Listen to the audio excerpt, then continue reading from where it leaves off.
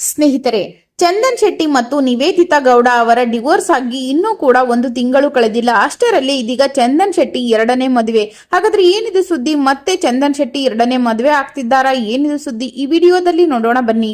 ಅದಕ್ಕೂ ಮುನ್ನ ನಿಮಗೂ ಕೂಡ ಇವರು ಡಿವೋರ್ಸ್ ತೆಗೆದುಕೊಂಡಿರುವುದು ಬೇಜಾರಾಗಿದ್ದರೆ ತಪ್ಪದೆ ಈ ವಿಡಿಯೋನ ಲೈಕ್ ಮಾಡಿ, ಹಾಗೆ ನಮ್ಮ ಚಾನಲ್ ಅನ್ನು ಸಬ್ಸ್ಕ್ರೈಬ್ ಮಾಡಿಕೊಳ್ಳಿ. ಹೌದು, ಮತ್ತೆ ಮದುವೆ ಬಗ್ಗೆ ಚಂದನ್ ಶೆಟ್ಟಿ ಹೇಳಿದ್ದೇನು, ಆಗುವುದು ಯಾವಾಗ? ಈ ವಿಡಿಯೋದಲ್ಲಿ ನೋಡೋಣ. ಕನ್ನಡ ಕಿರುತೆರೆಯಲ್ಲಿ ಜನಪ್ರಿಯವಾಗಿದ್ದ ನಿವೇದಿತಾ ಗೌಡ ಹಾಗೂ ಚಂದನ್ ಶೆಟ್ಟಿ ಜೋಡಿ ದಾಂಪತ್ಯ ಜೀವನಕ್ಕೆ ಅಂತ್ಯ ಹಾಡಿ ವಿಚ್ಛೇದನ ಪಡೆದು ಹೊಸ ಬದುಕು ಆರಂಭಿಸಿದ್ದಾರೆ. ಆದರೆ ಮಕ್ಕಳ ಈ ನಿರ್ಧಾರವನ್ನ ಪೋಷಕರು ಹೇಗೆ ಒಪ್ಪಿಕೊಂಡರು, ತಮ್ಮ ನಿರ್ಧಾರದಿಂದ ಪೋಷಕರ ಮೇಲೆ ಯಾವ ಪರಿಣಾಮ ಬೀರಿತು ಎನ್ನುವುದರ ಬಗ್ಗೆ ಕನ್ನಡ ಸಂಗೀತ ನಿರ್ದೇಶಕ ಚಂದನ್ ಶೆಟ್ಟಿ ಮುಕ್ತವಾಗಿ ಮಾತನಾಡಿದ್ದಾರೆ. ಇನ್ನು ಕಿರಿಕೀರ್ತಿ ಜೊತೆಗಿನ ಸಂದರ್ಶನದಲ್ಲಿ ಮಾತನಾಡಿದ ಚಂದನ್ ಶೆಟ್ಟಿ, ಸಾಮಾನ್ಯವಾಗಿ ತಂದೆ ತಾಯಿಗಳಿಗೆ ಅವರ ಮಕ್ಕಳು ಚೆನ್ನಾಗಿರಬೇಕು ಎನ್ನುವುದು ತಲೆಯಲ್ಲಿ ಇರುತ್ತದೆ.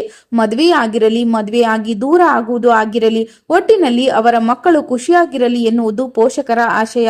ನಮ್ಮ ತಂದೆ ತಾಯಿಗೆ ಆಗಿರಬಹುದು ಅಥವಾ ನಿವಿ ಅವರ ತಂದೆ ತಾಯಿಗಾಗಿರಬಹುದು, ಇಬ್ಬರ ಮಧ್ಯೆ ಹೊಂದಾಣಿಕೆ ಇಲ್ಲ, ಜಗಳ ಆಗುತ್ತದೆ, ಮನಸ್ತಾಪಗಳು ಹೆಚ್ಚುತ್ತದೆ ಅಂದಾಗ ಅವರೇ ಬೇಡ, ಬಿಟ್ಟು ಬಿಡಿ, ದೂರ ಇದ್ದರೆ ಖುಷಿಯಾಗಿ ಇರುತ್ತೇವೆ ಅನಿಸಿದರೆ ದೂರವೇ ಇದ್ದು ಬಿಡಿ ಅಂತ ಅವರು ಕೂಡ ಮೆಂಟಲ್ ಫಿಕ್ಸ್ ಆಗಿ ಬಿಟ್ಟಿದ್ದರು.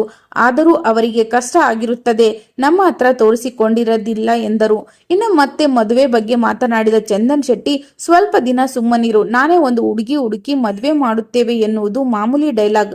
ಮತ್ತೆ ಮದುವೆ ಸದ್ಯಕ್ಕೆ ಪ್ಲಾನ್ ಇಲ್ಲ, ನಾನು ಅಷ್ಟೊಂದು ಸ್ಪೀಡ್ ಇಲ್ಲ, ಇದೆಲ್ಲ ಒಂದು ಕಾರು ತೆಗೆದುಕೊಂಡ ಹಾಗೆ ಅಲ್ಲ ಅಲ್ವಾ.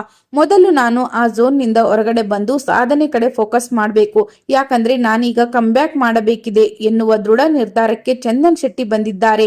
ಇನ್ನು ಹೊಂದಾಣಿಕೆ ಇಲ್ಲದ ಜೀವನದ ಬಗ್ಗೆ ಮಾತನಾಡಿದ ಅವರು, ಸೆಟ್ ಆಗುತ್ತಿದೆಯಾ, ಖುಷಿಯಾಗಿರಿ, ಸೆಟ್ ಆಗ್ತಿಲ್ವಾ, ಬಿಟ್ಟು ನೆಮ್ಮದಿಯಾಗಿರಿ. ಡಿವೋರ್ಸ್ ಎನ್ನುವುದು 1 ಅಥವಾ 2 ತಿಂಗಳಲ್ಲಿ ತೆಗೆದುಕೊಳ್ಳುವ ನಿರ್ಧಾರವಲ್ಲ. ಸಂಬಂಧದಲ್ಲಿ ಸ್ವಲ್ಪ ಸಮಯ ಕೊಡಬೇಕಾಗುತ್ತದೆ. ಆದರೆ 1 ತಿಂಗಳಲ್ಲಿ ದೂರಾಗುವವರು ಸಹ ಇರುತ್ತಾರೆ. ಯಾಕೆಂದರೆ ಅವರ ಸಮಸ್ಯೆ ಏನು ಇರುತ್ತದೆಯೋ ಅದರ ಬಗ್ಗೆ ನಾವು ಮಾತನಾಡುವುದು ತಪ್ಪಾಗುತ್ತದೆ ಎಂದರು. ಈ ಬಗ್ಗೆ ನೀವೇನಂತೀರಾ? ತಪ್ಪದೆ ನಿಮ್ಮ ಅನಿಸಿಕೆಗಳನ್ನ ಕಾಮೆಂಟ್ ಮಾಡಿ.